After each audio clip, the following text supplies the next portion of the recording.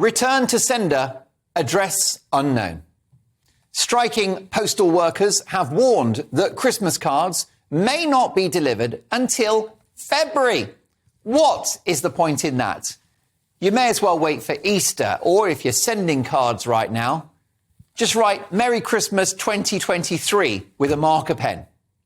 Now, I understand and sympathise with those going on strike. Millions of Brits in all sectors are struggling financially because the invisible cancer of inflation is raising the costs of fuel, energy and essential goods. And the working poor are now using food banks because the value of their wages has been so diminished by inflation. The problem is you can't fight inflation with pay rises. That's like using a flamethrower to put a fire out.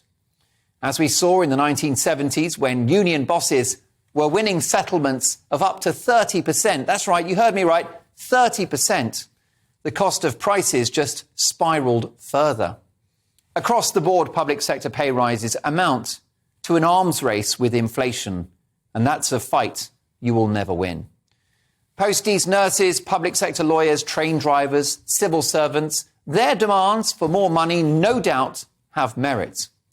But if they all get their way, with a combination of surging inflation baked into our economy for years to come, as well as more eye-watering debt because these pay rises will come from borrowed billions, Britain will sink further into the economic quicksand. I wish it wasn't this way, but we shut down the country for 2.5 years. We borrowed £500 billion to pay healthy people to stay at home, and we closed once viable businesses, all in an historic attempt to stop a seasonal respiratory virus. I pointed this out at the time, but here we are. We've made our bed. We've got to lie in it. Britain is broke. For nurses to strike sets a dangerous precedent. For the RMT union to strike over Christmas is cruel. And for posties to go on strike is self-destructive. It will just discourage customers from sending letters. They'll use email instead.